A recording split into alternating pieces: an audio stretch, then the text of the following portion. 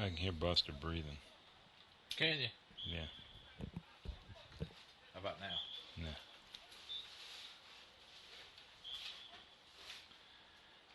Some days of the 80s messed up my nostrils. What used to be a vacuum's now a big exhaler.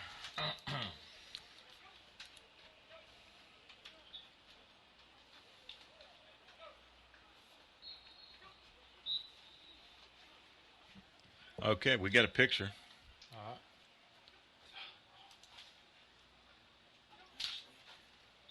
Go ahead.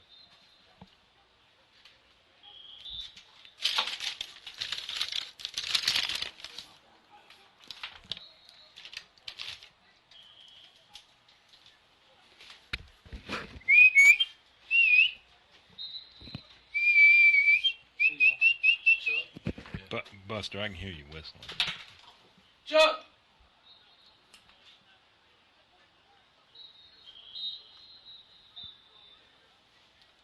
Alright, I'm going to go off air for now.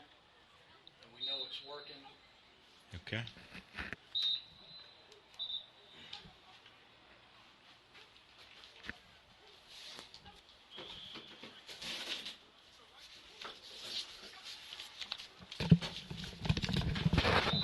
They do get a little sweaty though, don't they? No, I'm very comfortable.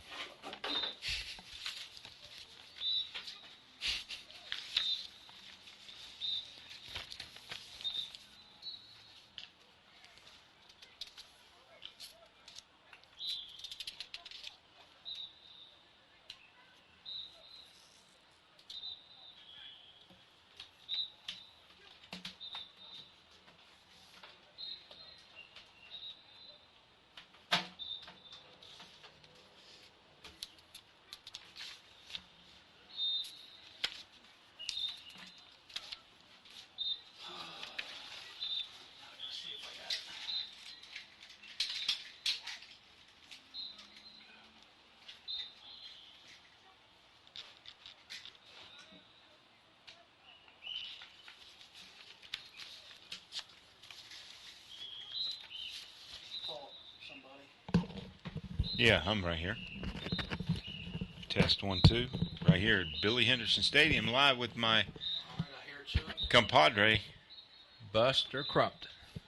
Okay, I hear both of you. Kill you guys for a second. Whatever you do.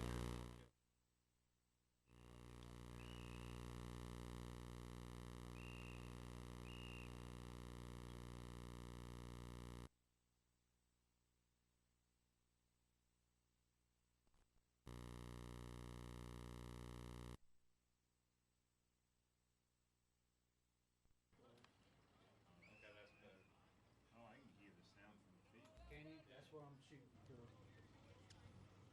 Whoa, hummingbird. You see that? He said hello. Yeah. Oh yeah, you're there. You're there now. Can you hear us? Yeah, I'm hearing you through this microphone. Yeah, that's good field sound there. Yeah, and we guys talk. and we needed that last year. We did not. Yeah, we didn't have that at all. Menu, camera setup. But the thing about that, when we do go live this year, we're not going to have background noise in the booth. Right, right. So we're going to need to keep this baby. Well, I'm checking how this microphone is set up. I want it set up to Zoom, so hopefully it won't pick us up when it picks up out Hey, there. can you pull that microphone off? Yeah. Okay, Hog, Why we don't just we got to pull hang it off off a and second. hang for it that. below? Oh, no, I can't. But that was something else I'm looking into, maybe like what they call a shotgun mic. Yeah. So that hopefully it will only pick up out I mean, there. I'm okay with that. I mean, we just got to keep it quiet in here. And 90% of the time it was anyway, wasn't it? Oh, yeah. And I think that'll be plenty on the sound right there. All right, Chris, guess what? What? Your girlfriend won't send downstairs. What? Holler. Well, somebody's going to have to go let her in because I'm way behind. I'll right do now. it if you'll get us on the air in the next 5 minutes. But we're about 10 We're on. minutes late. We can be on there and We'll talk about Monday afternoon. at the click of a button. Mike. Normal screen.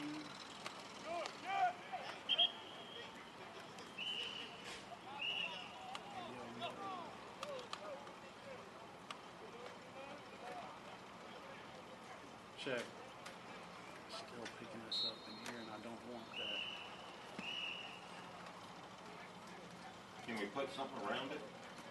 It's already got a thing on it. There's got to be a way. Tell you what, I'm gonna turn your microphone on and see if it's doubling. Talk to me. Test 1, 2, right here at Billy Henderson Stadium, home of the Gladiators. As the Gladiators are taking on themselves tonight in an inter-squad scrimmage. Not going to be able to bring you all the numbers. The numbers do not match the roster so far this year, but we will try to let you know who is who, the best of our knowledge. I'm sorry. I don't think you hear it. I mean, I don't pick it up. I mean, we'll have to. It's really weird on me because it delays when it goes into the computer, so I'm hearing you, then I'm hearing you again. Okay. So you ready to put us online? Just about.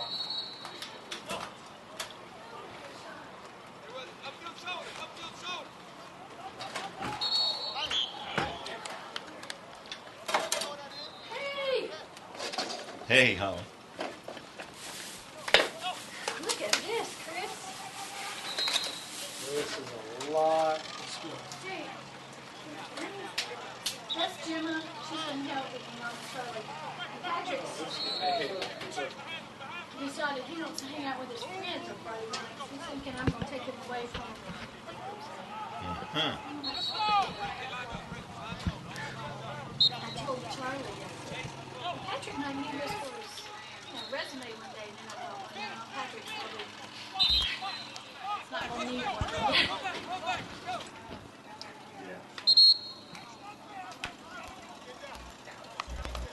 Okay. The headphones that are left for me. Yeah, you got the way. He's still trying to get us live. Getting us on live. Okay. So Charlie and who's the other girl? Gemma. Gemma. And what's Gemma? And I know Charlie's gonna like the camera. And what's Gemma gonna do? Okay, good. And what I'm encouraging them is camera for Friday nights. And then during the week, as little or as much as they want, Yeah. to video things happening. Yeah, it ain't gonna be like last year. Whenever y'all put some work, you're gonna get up this year. So anything, they want to do if it's at a... Yeah. No doubt. And we're gonna try tonight. We're gonna try another camera over here. Just maybe get one of y'all to do like far away and the other one to do close in, so we can flip back and forth to like after the play. Let's say somebody runs the ball, one of y'all needs to be close in, follow back in the bud, and we get a nice little tight, shot from the chest up to the helmet. That's what one of y'all needs to do all night. The other one needs to stay back far away before you can see the play. You follow me? Is that too much to take in right off the bat? Where do you want the far one? I don't know. Chris, what do you think? Or is that something you're going to be able to pull off tonight with the other camera? I'm hoping. And if you can't, then just take turns working the one so they can get familiar with it. Okay. We may just do that for tonight. And, I mean, it wouldn't be just as simple as right over there and hooking it up. Yeah, it's honestly, it is that simple. All right, well, we got just a little bit more time to try. Can we talk about Leroy? It looks like Leroy's put some weight on. Yeah, I think Leroy's been going to We the need barbecue to. place. Might do that tonight anyway. and let's do that and say, his wife's a caterer. He must be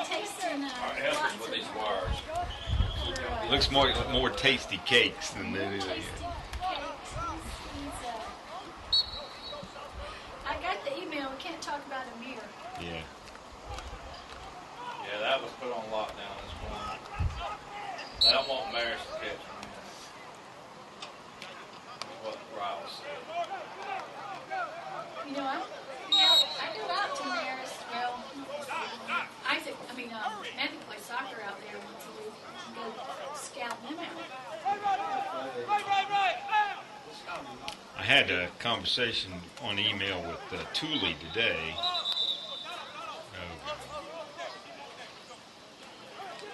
All right, so YouTube guy who wants to do close up, who wants to do far away.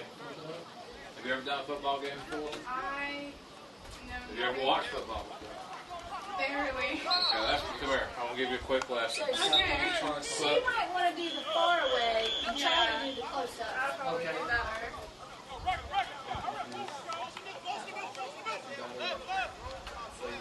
All right, your deal here is you got to look in here.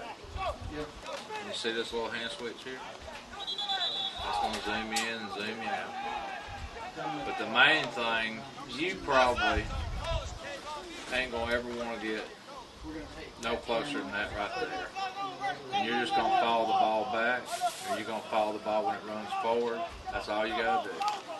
Is just stay with the play.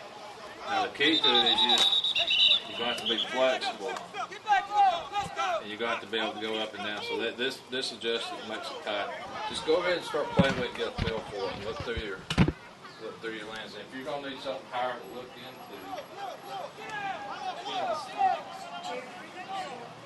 You might need to. yeah, I don't know if that's going to help her at all. What about standing? No, you. Let's go get one. Let's get one in the college. All right, somebody move the tripod bag. What's that?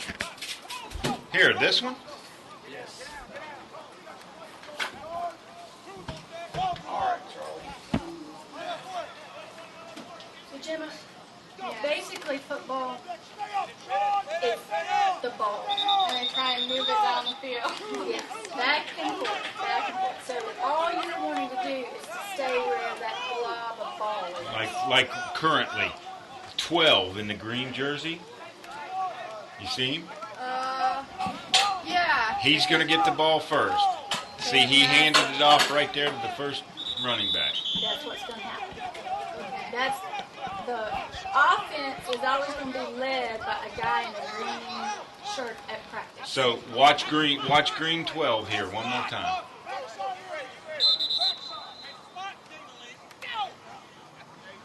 I'm telling you, you learn stuff that helps you when you go out on dates too.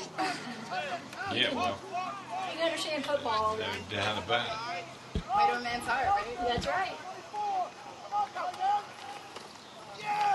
We're going to switch that and let her just get close to you.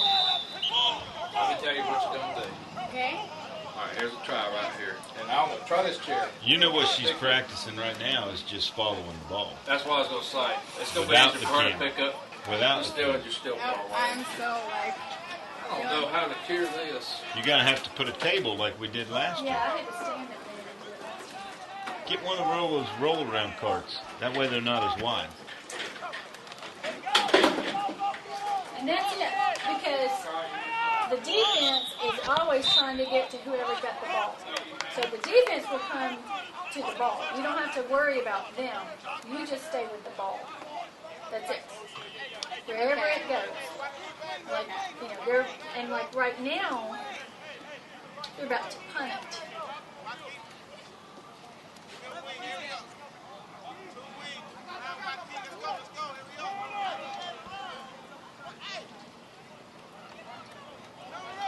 And it's always going to start with the center and go, that's the person who hikes it. That's it. All right, we're working on specials. You got us live? 1 second. We're live. Buster's about ready to roll. This chair. I got you.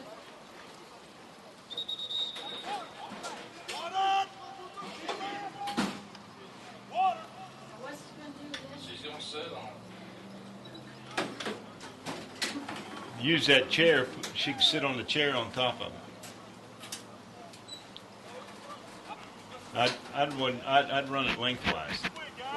Yeah, that way it won't take up so much room. Oh, come on now. All right, Jim. Come on, step up on the stage. Okay. There you go. Whoa. I'd, Really tall up. Tip your toe. Here you go. I'm good. Oh, yeah. I'm going to grip you with the camera. now, you're probably going to have to come to the We can edge. actually raise the camera to her. That's a little too high.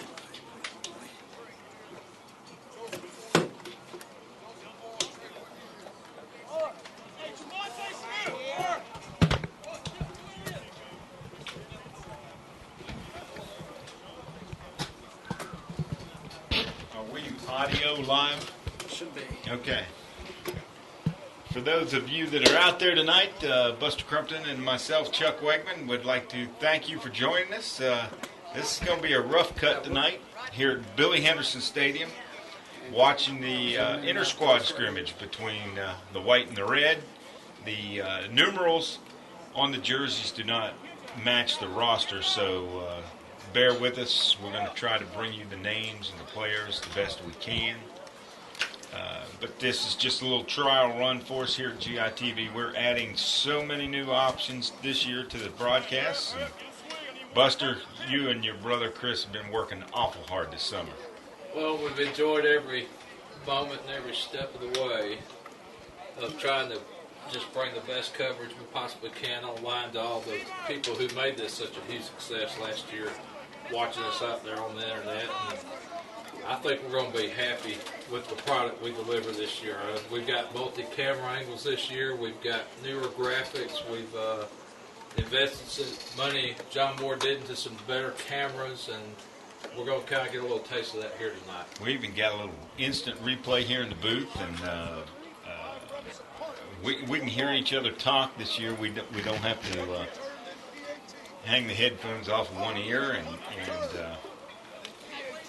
even watch a replay online so we can catch it for you. So tonight's format, Coach Riles right now is opening up the scrimmage, and we're working on special teams.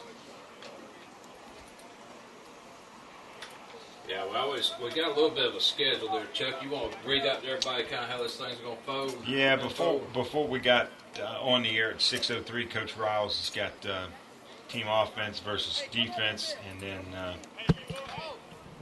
working punt versus air right now. It's just no hitting, just a lineup to make sure everybody knows who's on what team and where they're supposed to be.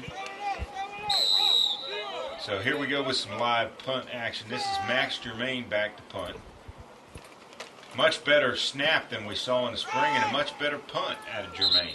Nice high spiral that just kind of turned over at the peak of its height on the punt there, and that's a nice job by Max. And once again, Chuck, as you pointed out, nice snap too. That was a big question mark that's been in our heads for about the last 3.5, 4 months. If we could find a deep snap. No doubt about it. No doubt about it. We got on air here a little bit late. Where there's just you just wouldn't believe the amount of. Well, there we go with a snap that was a little high this time. So it's so important. You can't take anything for granted. It comes down to just making that snap on the ball. It's got to be done. It's got to be done every time, and it's got to be done precisely. The timing.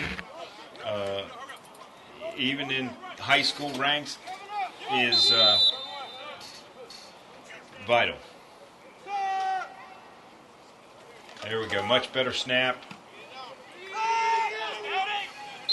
Not as good a punt, but adequate. Seems like he's clipping right at 30, 35 yards a punt. And that's not bad. Not bad.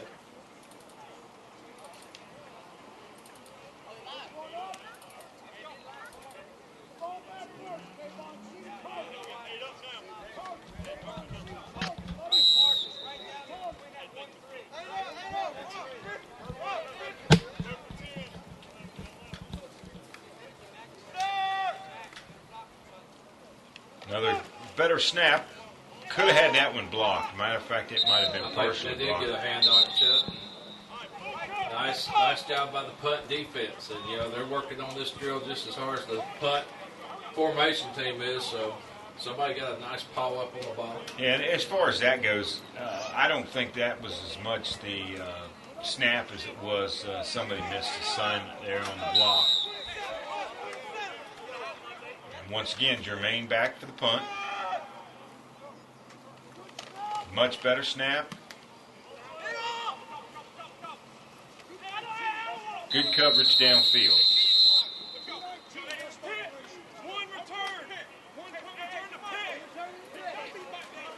And now we're going to go into some kickoff situations, looks like. Punt return route, excuse me.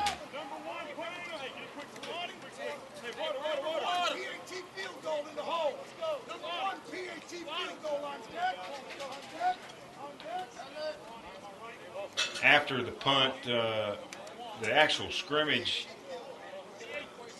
not barring no special teams, will start here at 6:15. It's amazing how Coach Riles runs the practice and runs the scrimmage. Everything is just brought down to the T. I mean, he's got how many reps each play is going to run, and He's got a purpose. situations. And, I was talking to Rob Thompson, one of the officials that helped out during the spring game. I think he might even be down the field tonight. And he was talking about the other schools that they had been to, and that nobody seemed to have a more organized regimen or plan than Coach Riles and his bunch. They just had it really thought out very thoroughly where and when and what they were going to do, and he was just real impressed with the way Coach Riles did this.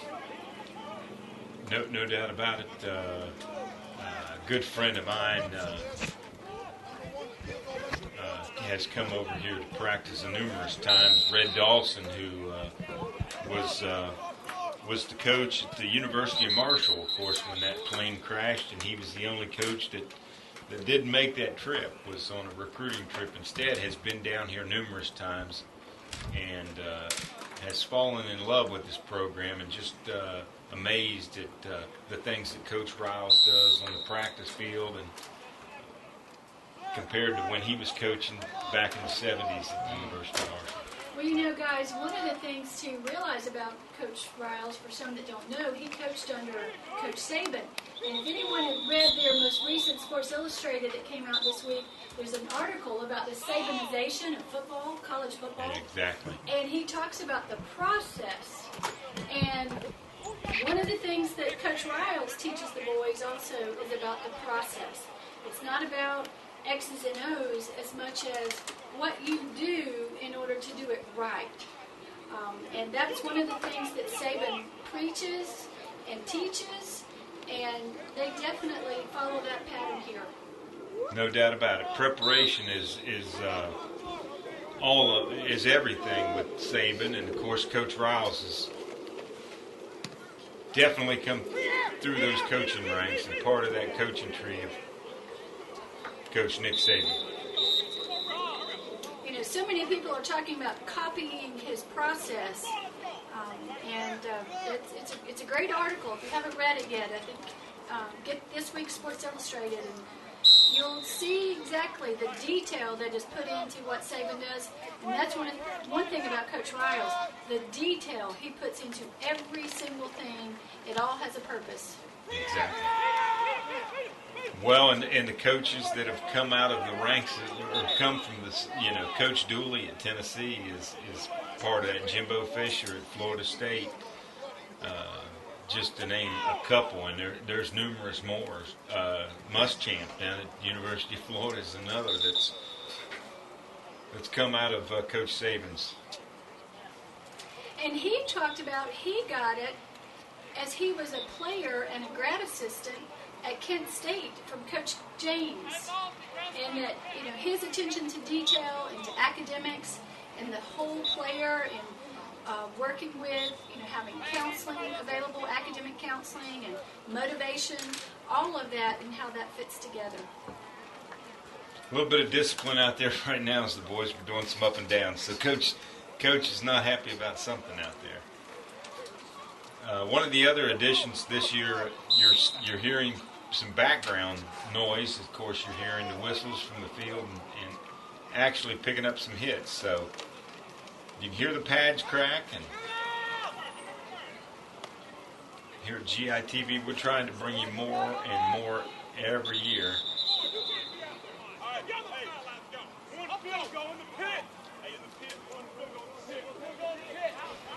Looks like we're going to break it down now.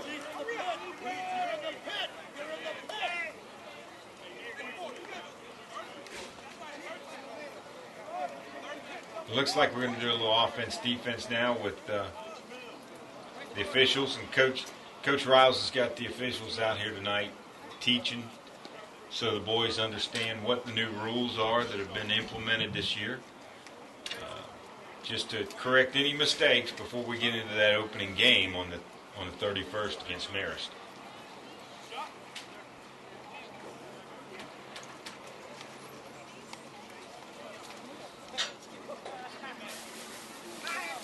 There's a few folks in the stands, and it looks like most of them are trying to find a shade. It's pretty hot out here this evening. It's upper 80s and not much of a breeze going on. So I'm sure they're feeling it because we recently had cooler weather, so to have a hot evening is hopefully getting them acclimated to the heat that they're probably going to play in come the opening night. We're going to continue here a few more plays on special teams. Looks like we're going with the field goal unit, extra point unit. And Holly, while they're doing this drill here, why don't you give everybody a quick rundown on what you're going to be doing with your segment this year on Holly's Heroes. What we see in the community are a lot of people who have really done some amazing things that have been a part of this football program, and we want to talk to them and really see how being part of an athletic team and a part of the Clarke Central football, how that impacted their life and influenced them in their college experiences and their career experiences. Many of them talk about how the discipline and the work ethic that they learned here playing football, many of them, for Coach Henderson, how that made a difference in their future endeavors and business experiences. So we'll talk to those guys, also many who are giving back in different ways to the community, and also we also would like to look at some that are currently playing. We're going to get some interviews from some current college players, and I know Q has agreed to, when he comes home, give us an interview to let us know what it's like to be a freshman at the University of Tennessee and how difficult that is as incoming freshman and how hard it is. I saw his mom the other day, and she said it was tough. And also, we're hoping to get an interview with our resident professional football player, Dante Robinson, who plays for the Atlanta Falcons, when he has a chance to talk to him and kind of get a feel for what's happening on the field in college and also in the professional professional football experience. And anybody out there that is checking us out tonight, we are going to be live Thursday night, 7 o'clock, right here at Billy Henderson Stadium for the scrimmage between North Oconee High School, the Titans, from about 10 miles away over in Bogart, coming into Billy Henderson Stadium to take on the Gladiators. Of course, the varsity will be working 3 quarters, and the JV squad will work 1 quarter. That's probably the first time that North Oconee has ever played in Billy Henderson Stadium. That is correct. To my knowledge, I know that Oconee County has only played here once. You'll have to get used to adjusting your... But yeah, this would be the first time for North Oconee to make it to Billy Henderson Stadium. Of course, we're getting a little extra background noise and everything here in the booth tonight. Once again, we're just trying to work out some kinks and get some things done. Good rush on the end there off of the right end to block that extra point. Both teams are going to take a quick break here, talk to the coaches. Hey, this is wonderful, Joe. We can actually hear Coach Paulson shout the instructions. So, Well, now I thought we could hear Paulson last year, but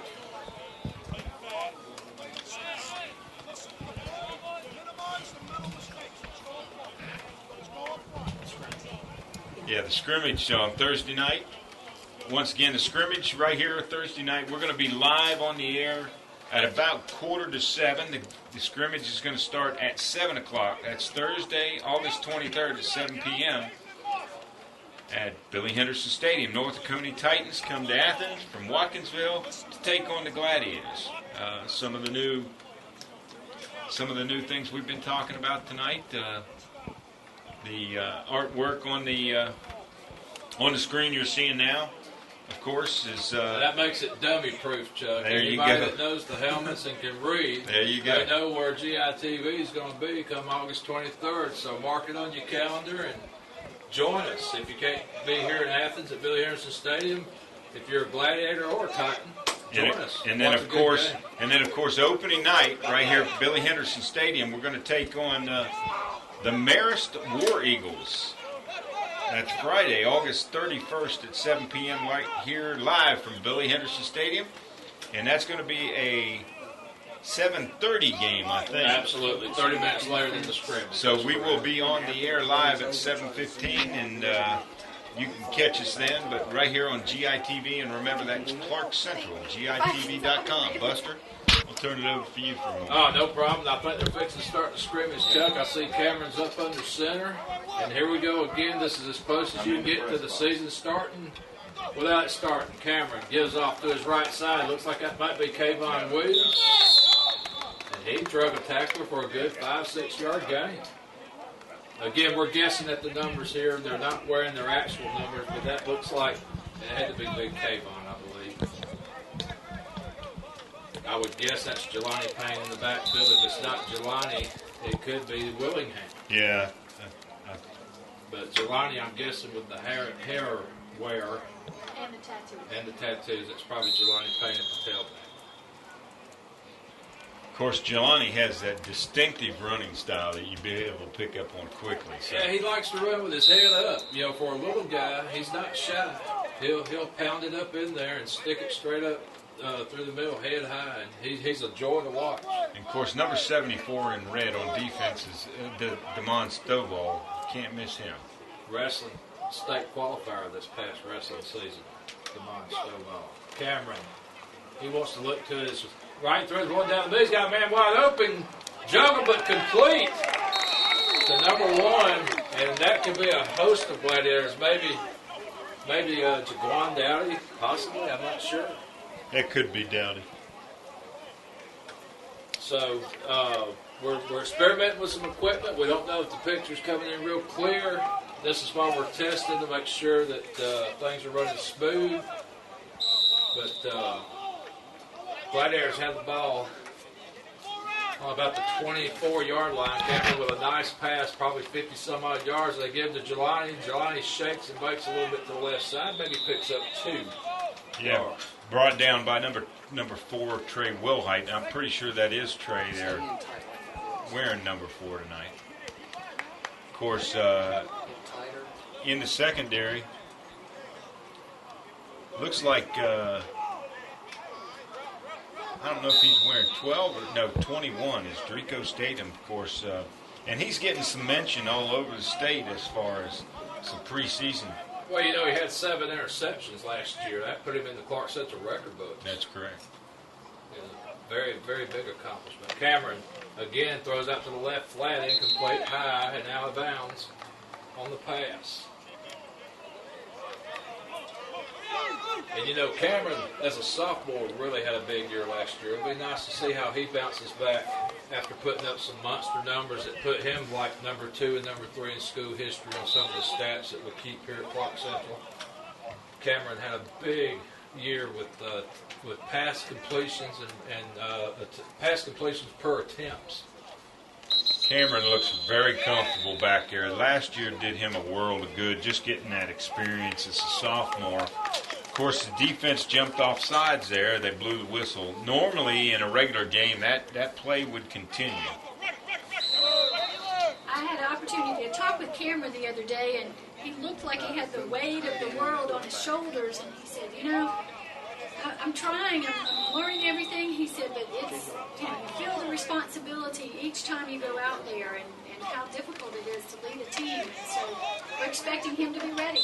There you go. And there's Jelani Payne up the middle, brought down by number 40, and I don't have that number on the roster at all. Yeah, these are just practice jerseys, and we're just having to guess at frames and builds and trying to get the right name announced for you. But still, a good little sneak peek at what's going on with Clarke Central football here early in the 2012 season. Once again, handoff up the middle. That's good for a first down, I believe, inside the 10. A lot of excitement in there. Clarke Central coming off back-to-back region championships. Wanting to try to make it 3 in a row here in 2012. Well, yeah, and once we get a little break here in the action, we're going to put up another graphic of the new region. Of course, Clarke Central, the new 8-5A. Another penalty there, jumping off sides. That was the offense moving early that time.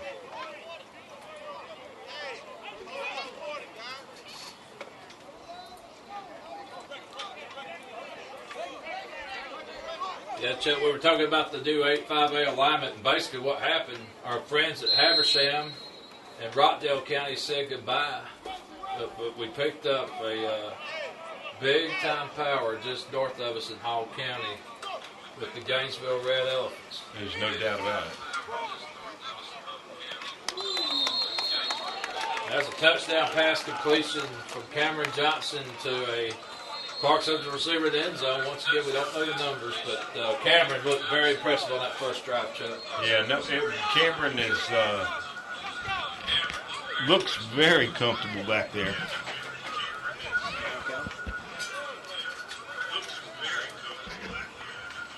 We're even trying to get situated here in the box. I'm telling you, we got more. We're getting a little feedback, actually. We got more equipment this year. We got more wires. We're running everywhere.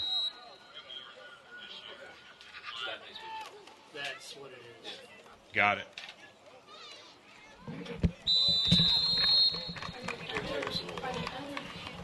I don't know. Yeah, that's great.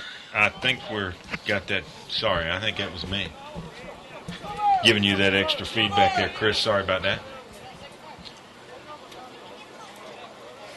Once again, now we're getting into the another penalty on the play on the offense. These situations, coaches looking for specific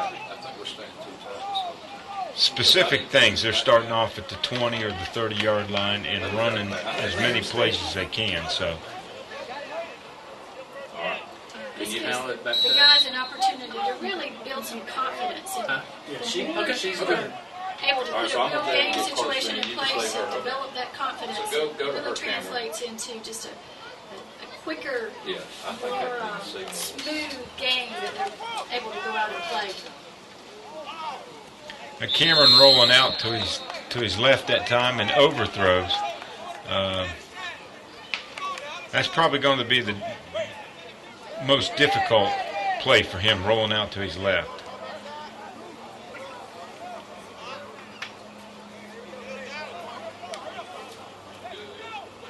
I'm a little behind here on my feed. Okay,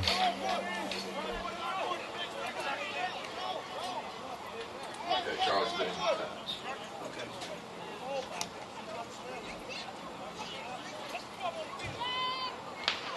Cameron directing traffic. Back in the shotgun. Boy, good pursuit that time by the defensive line, scraping down the line. I don't think that's Bam Bam, isn't it?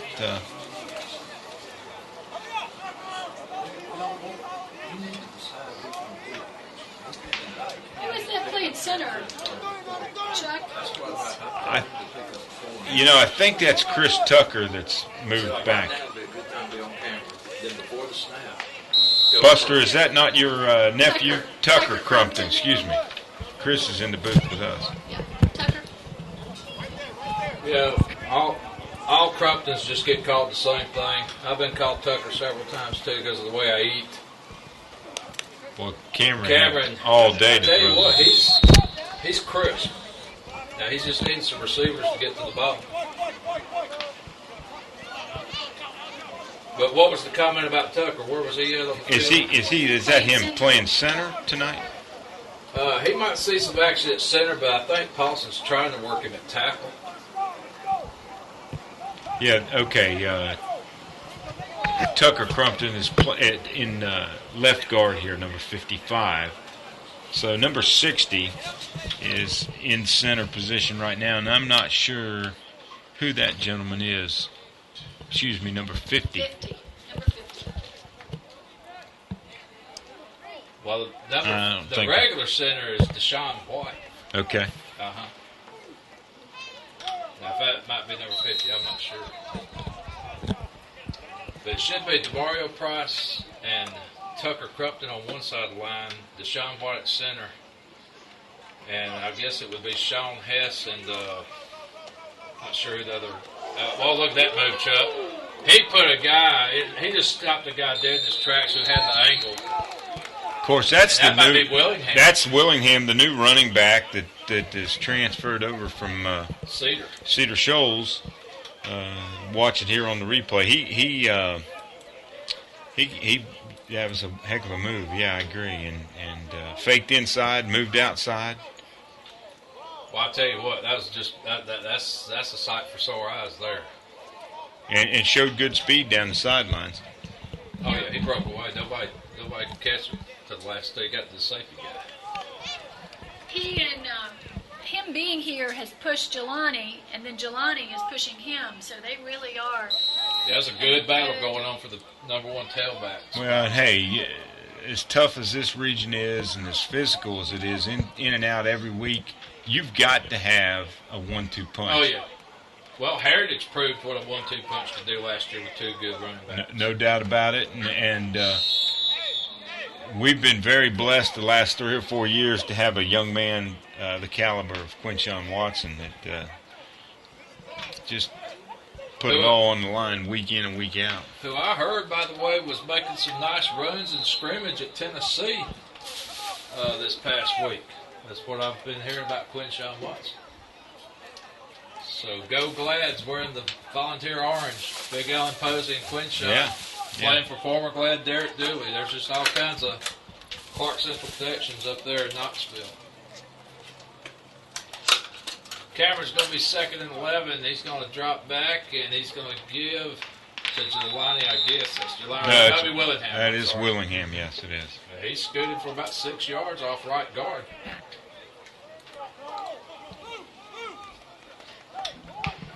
Now here comes Jelani Payne in now. And And this is what you were talking about, Chuck. This is what's going to be so good to swap these guys in and out and fresh legs. Well, Willingham now moves to the slot with Payne in the backfield. So now what are you going to do?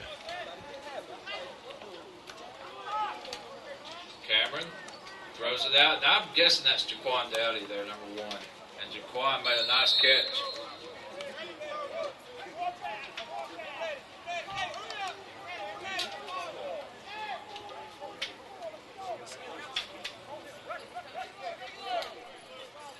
Chuck, while we've got this little lag here, just want to remind everybody that tomorrow we have the Touchdown Club sponsoring a barbecue. We are very fortunate that Kiwanis Club is preparing the chicken for us in the morning, and we're going to be selling our barbecue plates at Hawthorne Drugs between 11 and 1 tomorrow. So Always look forward to that barbecue. It is awesome. Always good. all of those proceeds go to our Touchdown Club, and we really appreciate your support.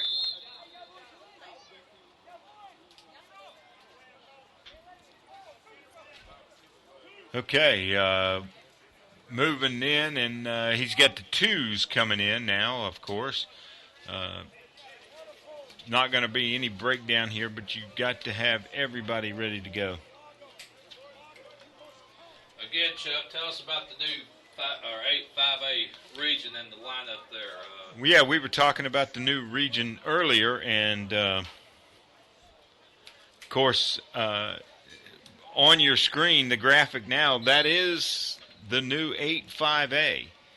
The Gladiators move up from 4A to 5A. Of course, Habersham Central drops out. Madison County drops out. And starting from your right, going to your left, the Heritage Patriots, Salem Seminoles, the Winder-Barrow Bulldogs, Appalachia Wildcats, and there in the middle is your new member, the Gainesville Red Elephants, of course the Loganville Red Devils, Flowery Branch Falcons, and of course Cedar Shoals Jaguars, and of course the Clarke Central Gladiators. That is the makeup of the new region, 8-5A. One of the tougher regions in the state, Buster. Well, 3 teams were lined up at preseason number 8, number 9, number 11. They had Gainesville at number 8, Flowery Branch at number 9, Clarke Central at number 11. Heritage Conyers was at number 19, and Loganville just missed the top 25 at number 26. So half the region basically is in the top 25. And yeah, that's a stout region. No doubt about it. And the bringing in Gainesville has really opened up some eyes around the state that this region is one of the tougher. Of course, once again, next Thursday night, 6:45 game starts at Scrimmage starts at 7 o'clock. We're going to be on the air right here on Gladiator GITV, of course. Clarke Central, GITV.com. Pick us up at 6:45. Buster and I are going to bring you some opening remarks before the scrimmage starts against North Oconee Titans. Right here live, 7 o'clock, Thursday, August 23rd at Billy Henderson Stadium. Looks like Akeem Wise is in now, quarterback, Chuck, for the offense, and I'm guessing maybe Denzel Maxey's in there in the backfield with him. And nice pass by Wise, and a nice move on the Clarke Central receiver on the defender there to pick up some probably 14, 15 yards after a second and a long. There's a flag on the play. There's illegal procedure on the offense. Somebody moved too early. Of course, some other scrimmages going on around the state tonight. Of course, this is not an official scrimmage. This is just an inter-squad scrimmage. Adairsville is at Dalton, and Calhoun is at Rome. That would be interesting. Blessed Trinity's at Cambridge. Dutchtown's at ELCA, and East Coweta's at Whitewater. East Hall's at Chestatee. Jenkins is at Tatnall County, and Johns Creek's at Northview. Give you some more here in just a minute. Quarterback under center. Kane Wise rolls out to his right side, and with the green jersey, of course, once he gets touched, he's down. Milton's going to travel to Forsyth Central tonight. Monticello's at East Jackson, right up the road. Rutland's at Warner Robins. Stars Mills at Sandy Creek. Villarica at Central Carroll. And West Lawrence is traveling across county to East Lawrence.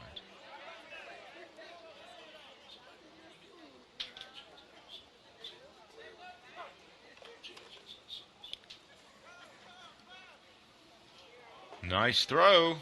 Oh. Well, and there you see Akeem's arm, Chuck. He showed that arm off one I think it was against Loganville last year, where he had a nice drive from about the 49-yard line in, and he showed you there he can chuck it 40, 45 in the air pretty easily. And that was on the run. Yeah, that was definitely a strong throw. Watch that here on the replay.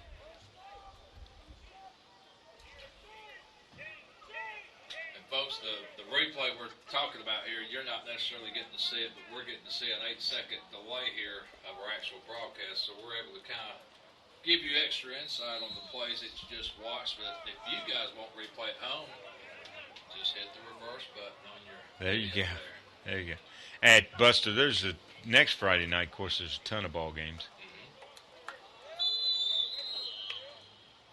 It's here. It snuck up on us. And, it really didn't hit me until I was sitting at home last night flipping the TV around on the remote, and there was a Falcons-Bengals game on. I saw A.J. Green score a touchdown against our Falcons, but, yeah, it's here. Yeah, tonight also, Cedar Shoals is at Oconee County tonight. Now, is that an actual scrimmage going on? That is an actual scrimmage tonight, yeah.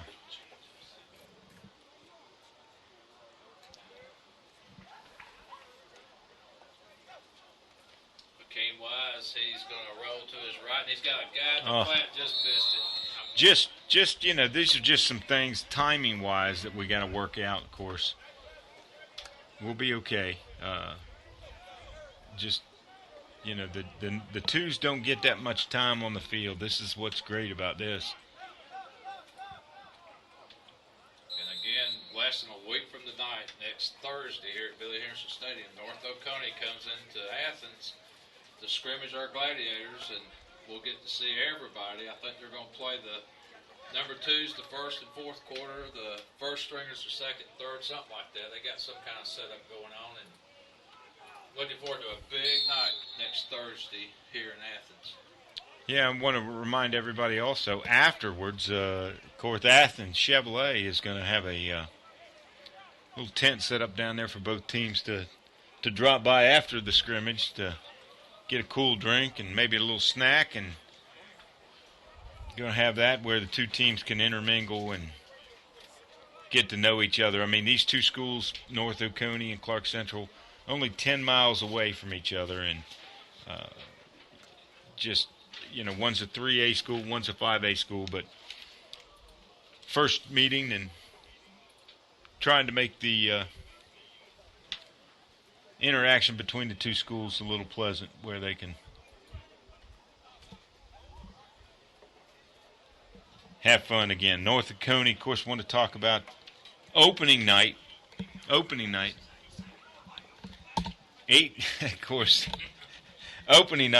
August 31st, right here at Billy Henderson Stadium. The Marist War Eagles come to Athens to take on the Clarke Central Gladiators, only on Clarke Central GITV. And Chuck, while we're looking at that graphic there, Marist starting their 100th year of high school football. And, Clarke Central started in 1970.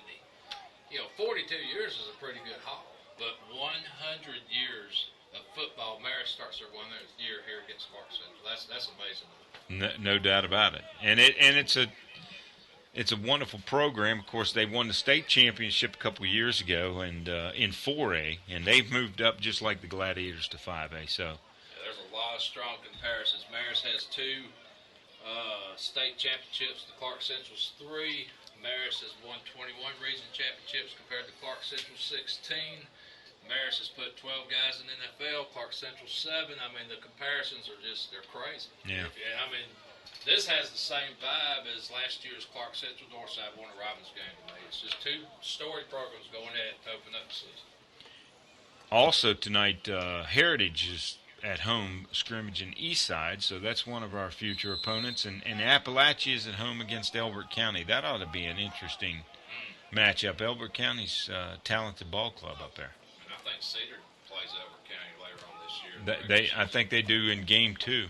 Big strong hit there along the sidelines. That's Strico Stadium number 20.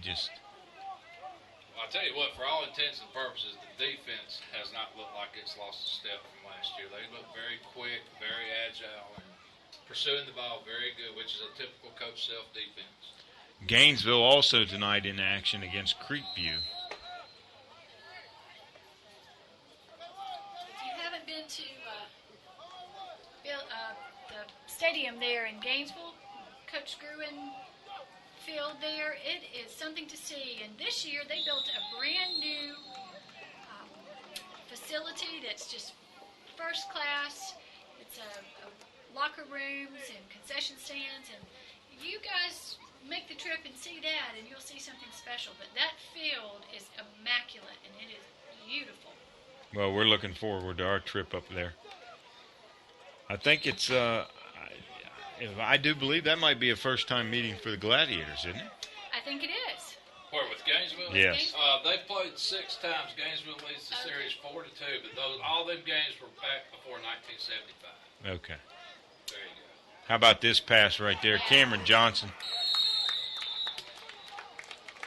Good completion there. Rockdale County, which used to be in our region, has moved up to 6A, is taking on Shiloh tonight. and South Cobb and Camden County.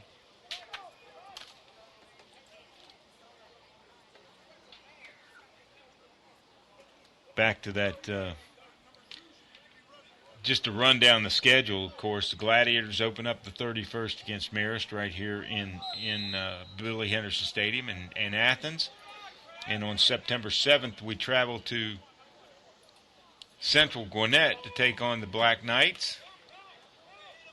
There's a nice run. That's Jelani Payne. Well, I'll tell you what. Jelani is. He gets some space. He's dangerous. Yeah, Central Gwinnett over in Lawrenceville, and from what I hear, the Black Knights is their nickname, but they have an actual castle for a press box. They sure do. Yeah, Looking forward to that. Clarke Central leads that series also 11-1. Of course, it'll be the first ever meeting against Marist. Then we open up region play on September 14th at home against Loganville. September 27th, we travel to Barrow County to take on the Appalachia Wildcats. And then we're at home on October 5th to take on Salem Seminoles. And then the following week, probably one of the most disappointing losses of the year last year, we take on Heritage Patriots, a game that we really had in good control and let it get out of our hands.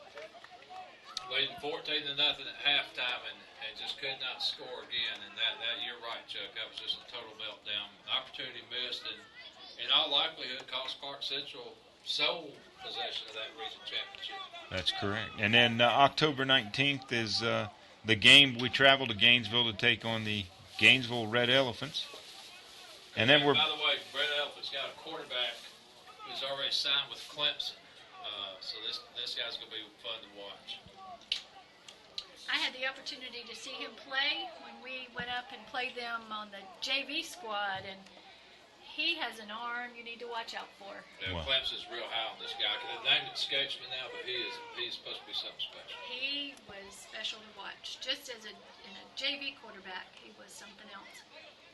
And then, of course, October 26th, Flowery Branch comes back to Clarke Central to take on the Gladiators. Of course, the last 2 years, two of the better games, high school football games I've seen in all my years of watching high school football. They were just both teams deserved to win and well-fought battles. They're already talking about the game with us this year. I'm from Flowery Branch, and they're already getting ready for the game against the Gladiators. And you can see it from their perspective. I mean, both times Clarke Central snatched the region championship out of Flowery Branch's hands. Yeah. We went up there to their place and spanked them 21-0, laid a shutout on them, and turned them away from the end zone 7 times inside the 10, if I remember right. And then they came down here, ranked number 3 in the state. Everybody said we didn't have a chance, wasn't going to stay with them, and one of the more potent offenses in the state last year, we kept them in check and beat them again. So all-time series, Chuck. What is it, Flowery Branch? I don't think they ever win, do they? It's 2-0 there. There And you I think go. when they played us, they were coming in with average scoring 40-plus points a game. And so their offense was doing damage against every defense they were playing. Yeah, it was a heck of a game. And then, of course, November 2nd, we're at home again against Winder Barrow. And then we end the season November 9th, which is really unusual for the Gladiators and Cedar Shoals to play at the end of the season. Normally, these two teams open up and play at the beginning of the year, and is always just electric when those two teams meet. And this year, at the end of the season, we'll have to see what happens. But it could be a big one. Of course, the Gladiators lead that series 30-15. The atmosphere is definitely something special, and this year we will be going to Cedar Shoals That's correct. to play them, and it's a game. If you've never been to a Cedar Clarke football game, it's something you don't want to miss. You know, Coach Riles has been giving Coach Ward a hard time because this year when they realigned, they went in, had to draw out the opponents in the order that they were playing. And Coach Riles is giving Coach Ward a hard time because he drew out having to play Cedar Shoals the last game of the season. And so that you could say that was the luck of the draw or the unlucky draw. One or the other. We'll have to wait and see.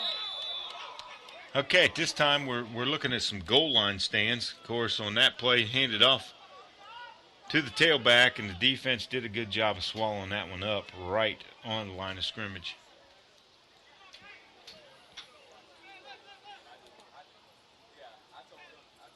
Another thing that stands out to me, Chuck, about this year's schedule in 2012 is that last year we started the season with Cedar Shows, but this year we ended with our crosstown rivals, and be interesting to see what paths these two teams take by the time that game rolls around, which will be, November 9th. That's correct.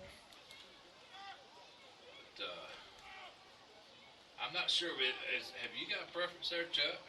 Whether you'd rather have that game before or at the end of the season? I like it. I prefer it at the beginning of the season. I think it's I think there's more anticipation. it's just so electric when both teams are coming in.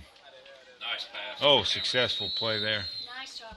You know, a couple of years ago, we played them at the beginning of the season and the end of the season Yeah, we in a did. playoff game, and we were fortunate enough to come out on top of that game, but that was a unique situation to play them twice in 1 year. Well, you know, when I first moved to town, we had trouble finding games, and we did play Cedar Shoals twice in a year. But the particular year you're talking about, I know very well because it was my son's senior year, and the program had been down for a little bit, and Coach Riles came in that was Coach Riles' first year. And took over a group that was tattered at best, and boy, he brought everything together. And that team from Cedar Shoals, of course, had 2 losses for the year, and both of them were to Clarke Central. Of course, they went 8-2 that year and did not make the playoffs. And the way that the region was set up that year, 1 through 4 on that side of the sub-region played 4 through 1 on our side, and we happened to be 4th, and they happened to be 1st. And that was a play-in game to the state playoffs, of course, and we had to go back to Cedar Shoals, if you remember, and with a little bit of offense, but a lot of special teams and just tough-nosed defense. That group of young men was able to win that ball game and make it to the first round of the playoffs. Looks like Baylor Ward just scored a touchdown on that last play there. He did a nice job running off right tackle, untouched for a touchdown. But yeah, Chuck, I remember that like it was yesterday, and that seemed like that was the event that sprung Clarke Central back into prominence when we beat Cedar twice in that same year and got back on the road to the playoffs. Well, yeah, if you remember, I mean, Coach Riles came in, he says, okay, but he downplayed the Cedar rivalry and said, look, we've got to win ball games, and you know, we were fortunate enough to beat them in game 1, and then to have to meet them at 9 or 8-1 at the time in game 10 was. There's Baylor again, and he bounced off a tackler and sprung out to the outside. Nice pass reception. Well, that's what you like to see when a young man catches the ball, takes that first hit, and is able to pick up 5 more yards, as we always call it, and they do everywhere. Yak, you know, it's yards after the carry, and that's so important. Baylor is a definite testament to the weight program here at Clarke Central, and he's been here all summer working hard, and you can tell it's made a difference in his strength and his ability to bounce somebody off of him. And that bouncing off people, that ain't got nothing to do with the parenting that's going on at the house.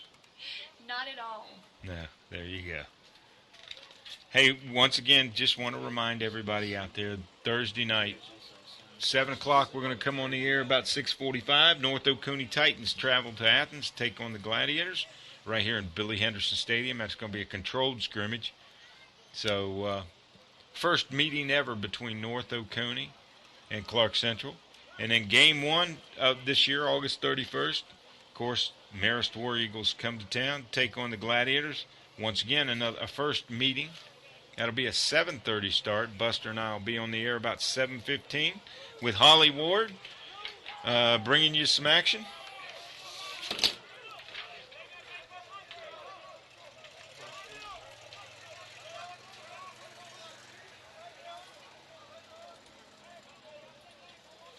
And going back to Bears coming into town, Chuck, look at some of those games on opening night with other teams in our region. Oh, no doubt. West Forsyth is traveling to Gainesville. Northgate, which was a big playoff team last year, is going to Heritage. Deep. Yeah, it went deep. And, you talk about rivalries. Of course, Rockdale County and Salem, they're within 3 miles of each other. Hart County taking on Cedar Shoals. Winder-Bear, Jackson County, that ought to be an interesting inter-county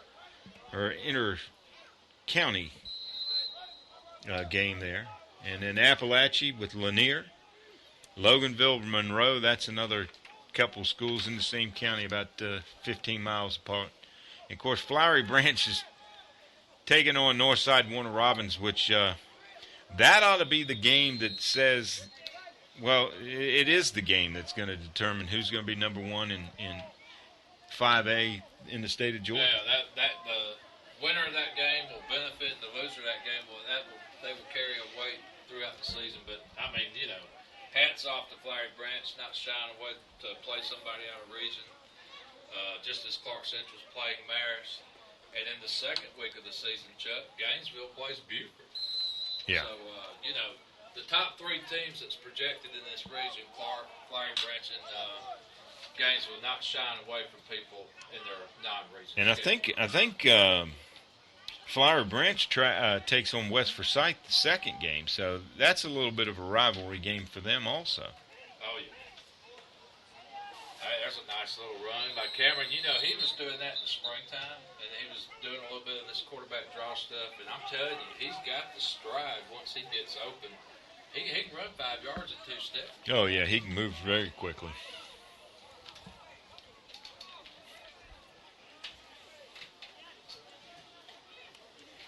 So, Hakeem Wise back in at quarterback now.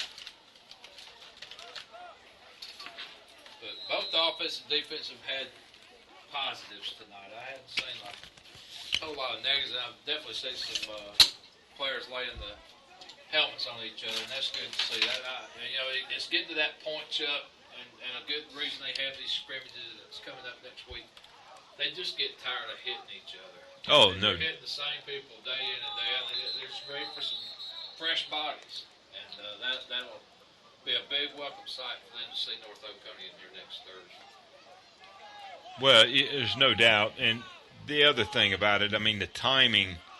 You talk about timing, and it's tough to work on timing when the same guys are seeing you day in and day out in practice, and now that you're seeing somebody else, the defense can't time you like our defense can. So.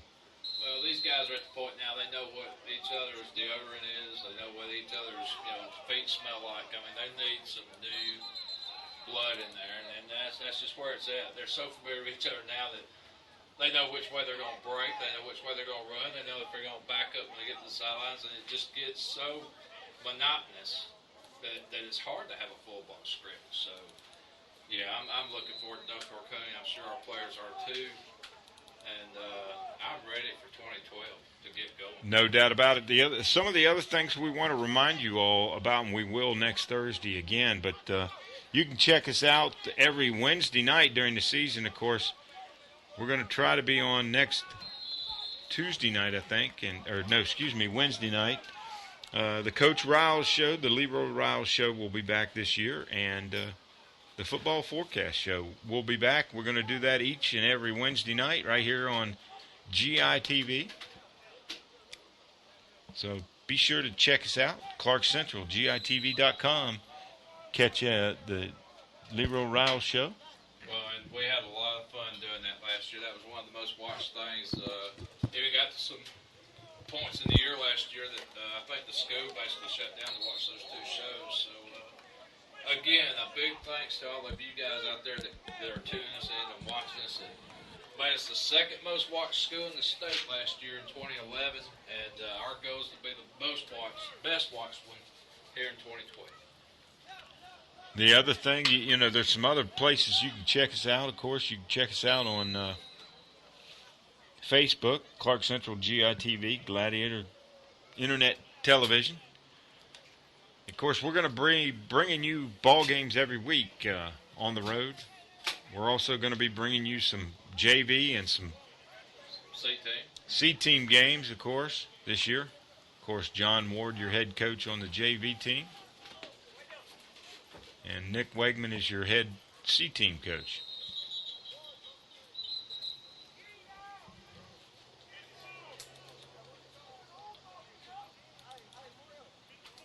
Try to get you some of those dates that some of those ball games are going to be on.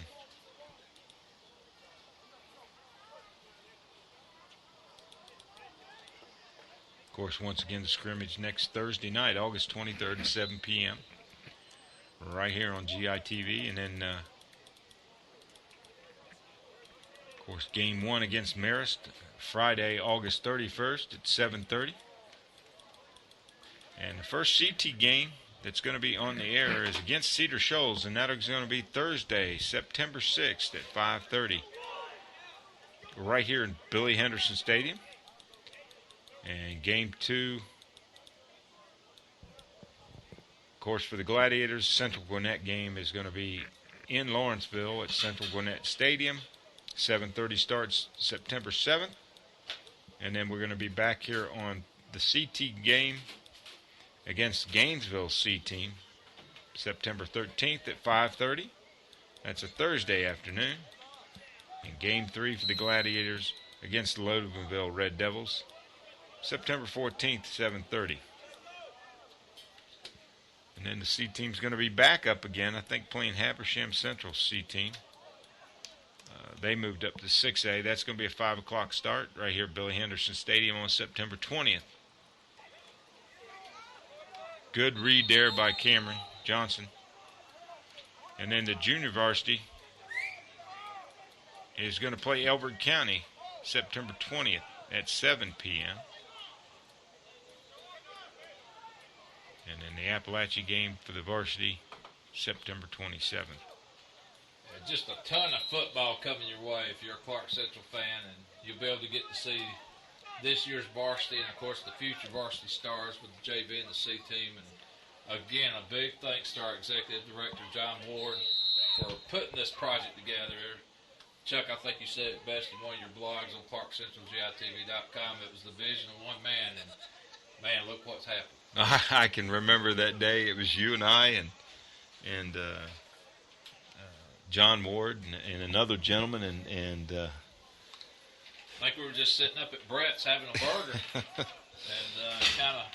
kind of went from there. It just kind of went crazy, didn't it? We started just talking, and everything went from there. The possibilities, and amazingly enough, what we've done now this year with some of the things that we're going to be able to bring you this year, different angles, different cameras. Better interviews, timely interviews. You're going to be able to see them on time at the ball game. So the graphics, it's just amazing what Chris Tucker and Buster, you guys have done. I'm just fortunate enough to show up and use the gift of gab that I have. But you guys do a great job putting this thing together. It's a team effort. There ain't no individuals here. We got good old Charlie Harris up here on the camera, and he's been a trooper. He was with us last year with Holly on the sidelines, and it takes a team effort to make this happen, and it takes a love for the program, and I think we all can truly say we wear red and gold, and we wear it proudly. We're proud to be a Gladiator. Oh, good rush. Cameron's just I don't know, a little quicker this year. He's so elusive, and I mean, you're right, Chuck. There was a good rush being applied there, but Cameron got away from it. Can't think of that young gentleman's name, but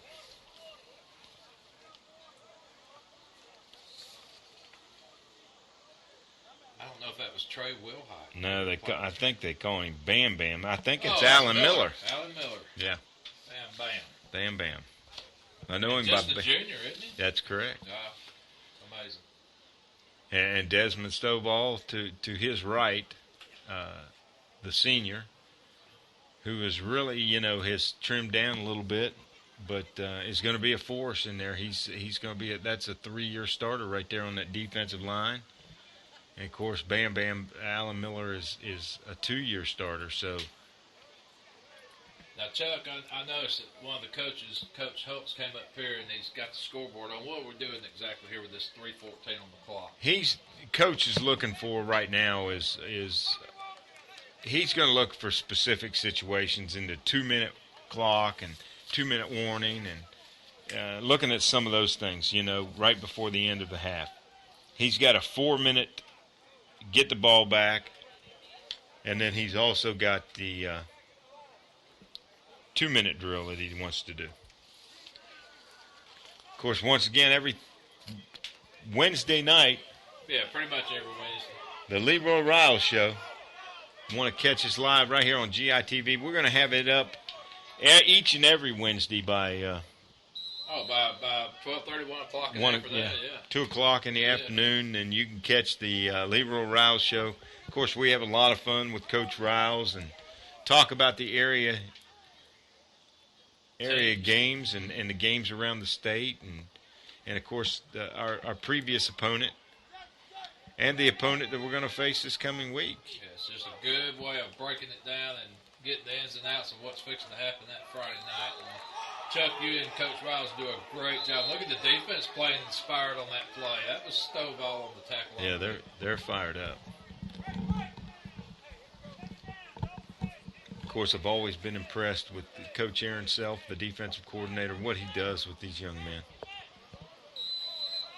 Well, once again, it just, out of all the defenses, the biggest compliments that it seemed like we got from all the coaches we played against last year, they had never seen a defense as fast as Clarke Central. And that's just something to say. It's the way Coach Self teaches these guys to swarm to the ball, to pursue to the ball, always wanting 3, 4 red jerseys around that ball before they get across the line of scrimmage.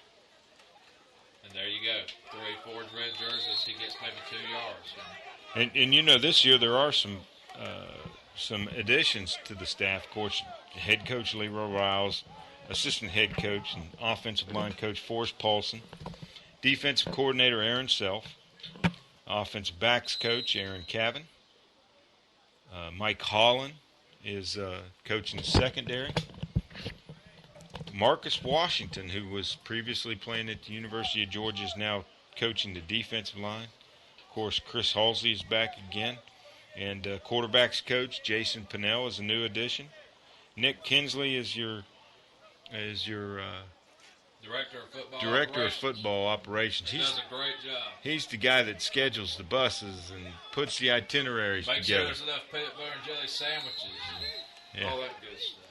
And then, of course, Darren Dallas is just director of player development. He's just one of those guys that is always around the kids. Well, he's like a big brother, a mentor. He, when a guy maybe not feeling quite right and maybe things going on outside of football, Dallas is there to try to straighten that out. And he does a great job as well. And, of course, the trainer, that Sheena Watkins, does a great job. She's a former Clarke Central student and athlete here and does a good job keeping these kids on the field week in and week out.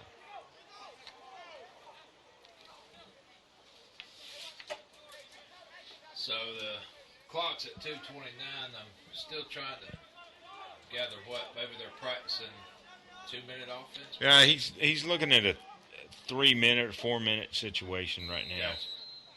Gotcha. Under 4 minutes is basically what he's looking at, and he's putting 3 minutes and 14 seconds left in the game. Right. So we talked once again about Riles and how organized and regimented this thing is, and see that these are the plays that he wants to know exactly what we're going to do in every situation, and when the ball's at a certain place on the field, what these guys are going to do. And practice makes perfect, is what they say, and that's just why they do it this way. Well, I can tell you can definitely hear the pads cracking. That's Willingham trying to get up in the middle, and I'm telling you, there's some pads cracking down there. And Chuck, we continuously talk about how excited we are, but you know, look at it. There's fans on both sides in the bleachers. They're spread out throughout the stadium, and I mean that's just an impressive sight to me. That people are ready, and they're ready for this thing to get going. Yeah, and this is not one of those nights that was publicized.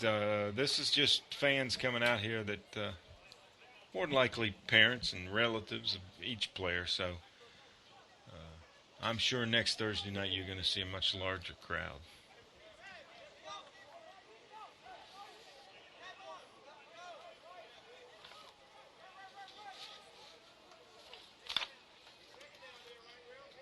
You know, go ahead, Chuck. no, I was just going to talk a little bit about last year's. Well, we're still 2:24 left in the game right here. We just had a penalty on the Gladiators, 5 yards. Not enough men on the line of scrimmage was the call. So Cameron's going to line it up, and they were going to call it 2nd and 10. 2nd and 10. Fakes the handoff, throws out to the right flat again. Baylor Ward, another nice catch. That would be good for the first down, but we do have another flag down.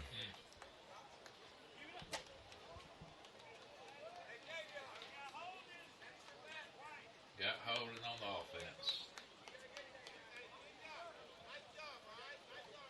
And Chuck, that's just one of those things, and you hear it all the time in the college and NFL broadcast. You could just about call it every play, probably. Yeah, and that's the stuff that just drives coaches crazy. They'll break you back because holding's an automatic 10-yard penalty, and it just kills the drive. Well, now you go. You had a 1st and 10, and you gain 5 yards, and you lose it. And now you're 2nd and 10. Or 2nd and 20. Now you're in 2nd and 20 situation after another penalty. So there's a nice run. Nice run getting out into space. Willingham is really, they said the scat back, but I'm telling you, he puts on 2 or 3 moves there to get all that yardage. He does, and he just doesn't lose any momentum. He just continuously moves forward at the same speed when he's making those moves. That's what I'm most impressed with him with. And, of course, that's against the defense with some speed, too. That's the thing. Well, and, he did some damage to us last year when he was on the other side of the town. Oh, yeah. Just a great addition to this Park Central offense.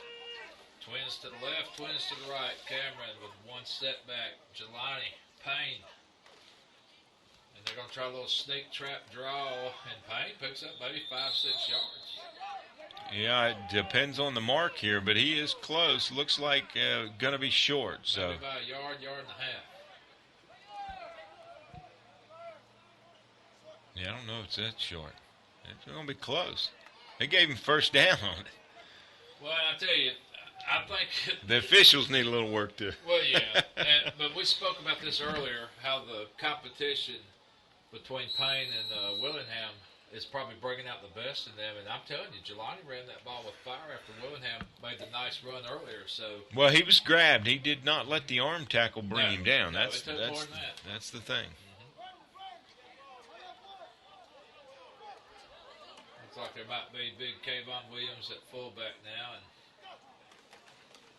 they're going to give it to him up the middle. He broke it off nice off left guard. Yeah, that's going to be good for a first down there also.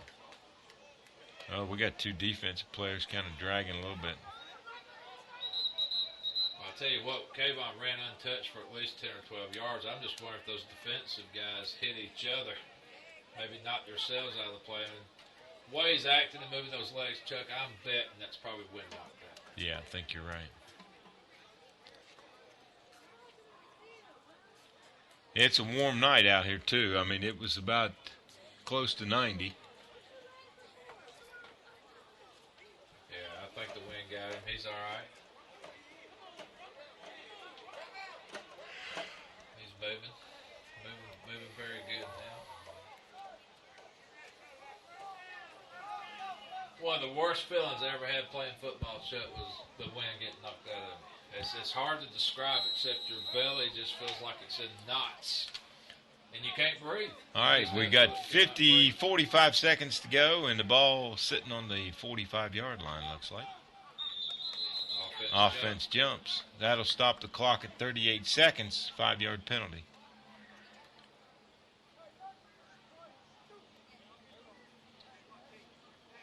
And this is part of where the discipline comes in, Chuck. You got to realize the clock's winding down. You got to get a score, and you just got to execute so flawlessly. And part of that's holding that position until that snap count's hollered. And that's where the mental, people don't realize the mental part of the game and the body. You look at it's 7:15 at night. They've been at school all day. Another flag down. It's hot. You're tired. This is when you've got to dig deep. Yeah. You got to reach down and grab everything you got and finish the drill.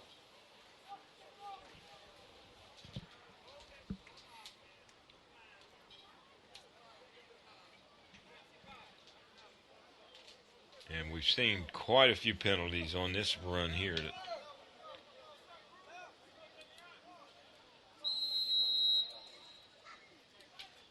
That's going to start the clock. No. Yep, there it goes.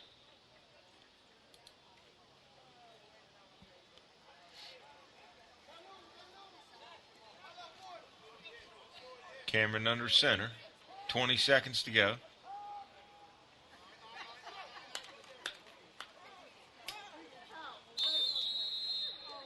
To the receiver. Yeah, I'm guessing that's Dowdy again. But I don't know if that was,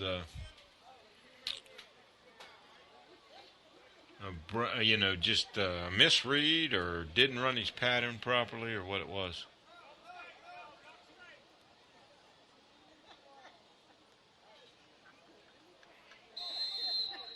So 13 seconds to go. 3rd and 18.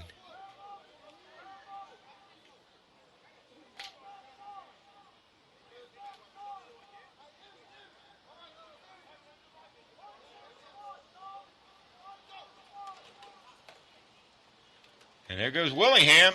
Wow. Round the left side. Oh, and he gets drug out of bounds with 9 seconds to go. Stop the clock there. No flag on that play. He is a special runner when he gets around that end, isn't he? Yeah, there's no doubt. I mean, Drico Statham had to make a good play there to catch him down the sidelines. So 7 seconds, and you're probably just inside the 40.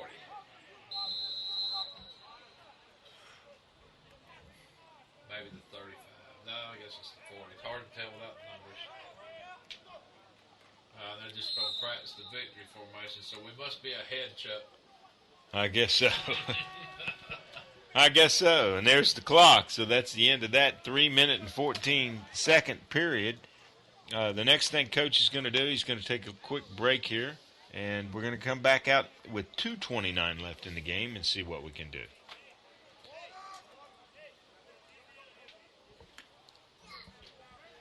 While we got a little break in the action, we're just going to try to get a few shouts out in here to some of our corporate sponsors and people that's making GIT TV happen this year. If you'll just hold on a second, I'll get that list in front of me. Athens Chevrolet, of course, Raising Cane's Chicken Fingers, the Morris Clinic, Athens First Bank and Trust, Athens Orthopedic Clinic, Athens Transit, BB&T, Coca-Cola, Georgia United Credit Union, Papa John's Pizza, Restore Habitat for Humanity, St. Mary's Healthcare, The Varsity, Athens Banner Herald, Chick-fil-A Beechwood, First American Bank and Trust, Hayward Allen, Toyota Scion, and Publix Charity. There you go. A lot of people pitching in, Chuck. Hey, and that grows every year. There's no doubt about it. I mean, I remember just a few years ago there was just 2 or 3. And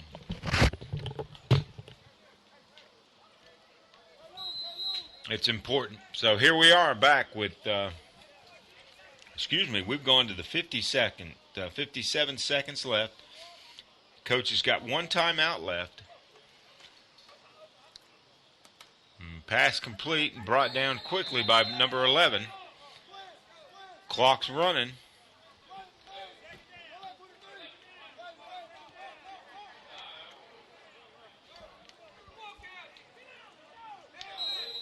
39 seconds.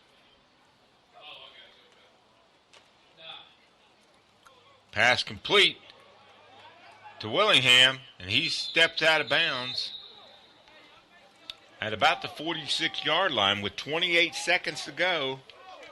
Of course, the Gladiators have one timeout remaining.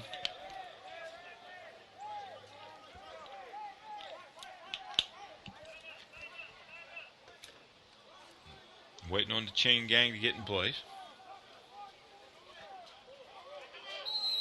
Cameron under center. Clock will not stop now because the man was out of bounds. There's snap. Cameron steps up, keeps it.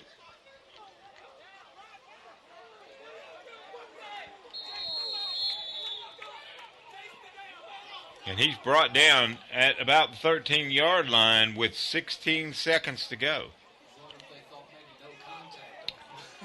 Well, it looked like somebody did have an angle at him and kind of let up, so that might have been a little bit of pickup on the no contact rule. Boy, those last two took a shot at him. Okay, he spikes the ball to stop the clock with 14 seconds to go. Looks like the defense has called timeout.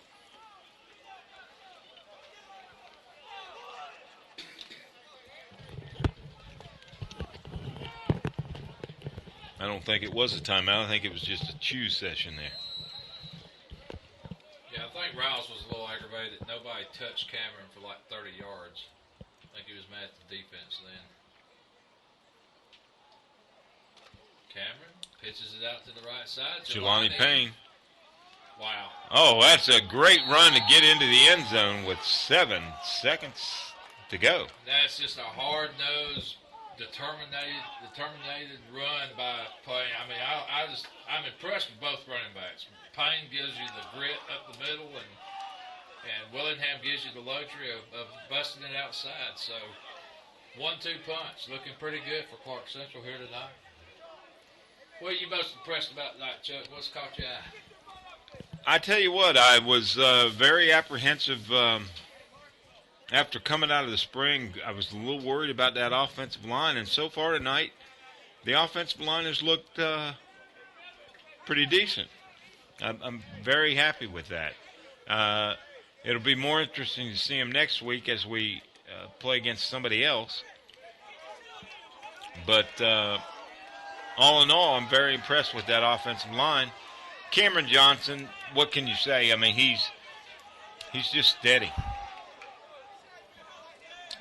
The other thing, the offensive backs, of course, I did not get to see Willingham in the spring, and yeah, it's been nice to watch him run the ball, and I don't know, it looks like Cameron, as far as just picking right up where he left off last year with his throwing, with his passing. Yeah, he's going to need to get a little crisper. He's been throwing the ball high a little bit, which gets me to believe he's throwing off that back leg a little bit too much. He needs to step into it and throw the ball.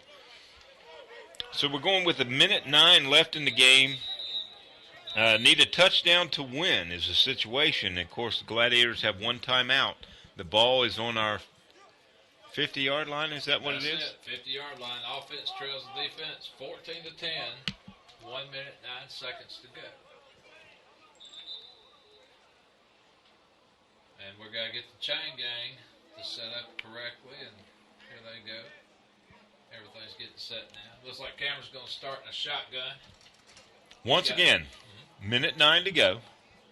One timeout, and the Gladiators need a touchdown to win. 3 receivers to the left side.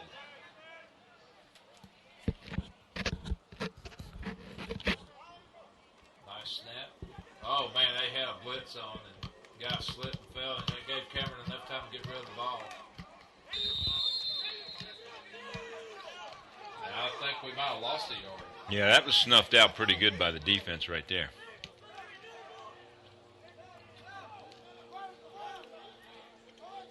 And again, when we talk about situational football here, the defense knows you got to pass, so it kind of gives them that edge. You got to be ready. Nice coverage.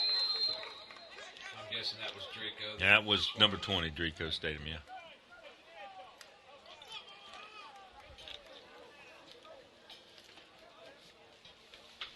All right, 37 seconds to go. It's 3rd and 10. Hey, the other thing we challenge you all, and check us out on Facebook. Of course, Gladiator Internet TV. Of course, go to the website, Clarke Central GITV. There's a bunch of things to look at. Of course, Buster and I and Holly and John Ward all have a blog on there. And John got his first one up this year, late this afternoon. It was good to see Coach Ward gives us some words. Nice catch there by Willingham there on the sideline. Another high pass, though. It's a gain of about, 17, 18 yards, I'm guessing. But, of course, you can catch up on what's coming up, game of the week, the next broadcast, the Coach Ryle show, the football forecast show. Of course, you can go on there. There's photographs on there of football, previous players in the NFL, of course, collegiate players, basketball, baseball, soccer. Just there's plenty to look at. Yeah, be able to keep up with the weekly region standings, be all kinds of goodies for the football fan, any kind of fan. There's a good pass, man wide open Wow. that beats the defense and completed by Cameron Johnson for a touchdown. Well, that was all on the receiver making that route work. He made a good move from the inside to the outside, and he was 20 yards open space all the way around. Great play. Also, you can check out our advertisers and our sponsors, and you can click on Raising Cane's or Athens Chevrolet, go right to their websites and check out any upcoming events with any of these people. You can see the games that are coming up. Contact us, send us a word, let us know what you want to see. We'll try to get it up here for you. But plenty to do, plenty to see right here on the Clarke Central GITV.com webpage. Of course, plenty to talk about. We got next week's game Thursday, the scrimmage against North Oconee right here at Billy Henderson Stadium. Buster and I are going to be on the air with Holly Ward. About 6:45, 7 o'clock start for the scrimmage against the North Oconee Titans. Yeah, and it's going to start off a brand new year, a brand new season, and just can't say enough, again, for our executive producer, John Ward, what all he's done with this thing and how it's grown, and we just hope that you continue to tune us in, continue to watch us, continue to follow Clarke Central Athletics. We're going to try to bring some basketball games later on this year. We're going to try to bring some wrestling events. We're going to try to cover as many sports as possible. We covered a good many baseball games last season. We plan on doing that again this year. Get to watch our cameraman, Charlie Harris, play a little baseball. But GITV's been a great thing, and this is a good thing. And when you have as much positive feedback as we have gotten, you got to be doing something right. And, of course, coming up, first official game of the season, August 31st, 7:30, right here again at Billy Henderson Stadium. The Marist War Eagles come to Athens. First meeting ever between Marist War Eagles and the Clarke Central Gladiators, two prominent schools in the state of Georgia.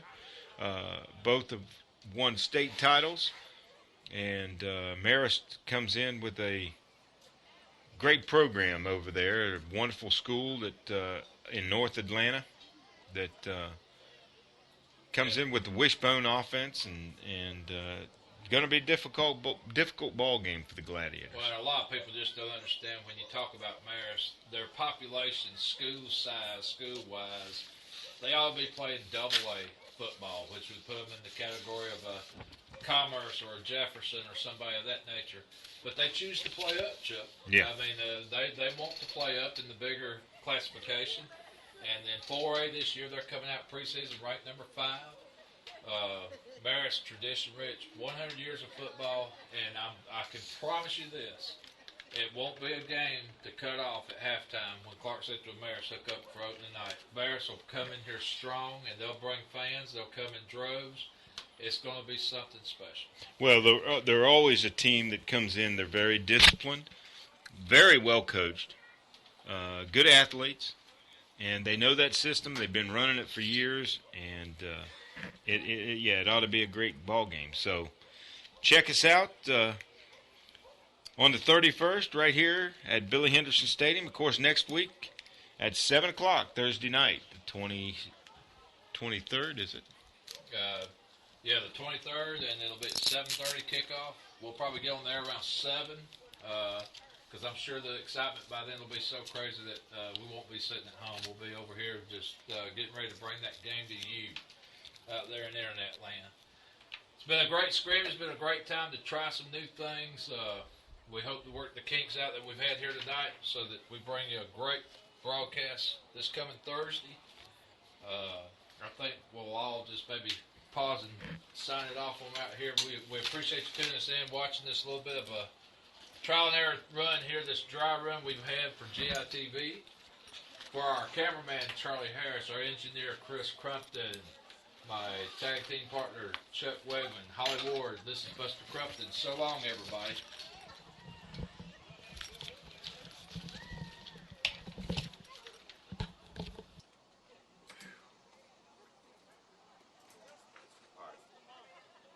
Chris, I definitely don't like the helmet up top. That's been there right now all night. I want that C that GHSA sent us. I thought that thing was sweet. So many things. Well, we're gonna have to get them thinned out. Yeah.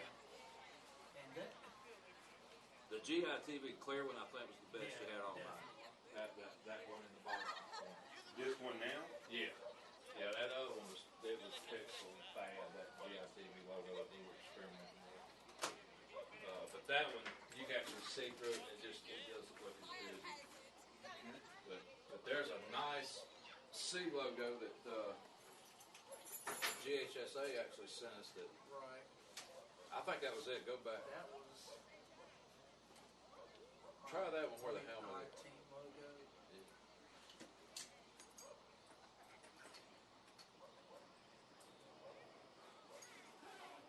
White still got it up. Nick was going over to watch it. Yeah, that looks nice here. Let's see how it looks over here. We're gonna watch the helmet change. Oh, you done cut it off. Yeah, I've already cut it. Oh, never mind. Let me see. Y'all got a frozen picture there, don't you? Oh, yeah, the C with the red background? Yeah, that We'll work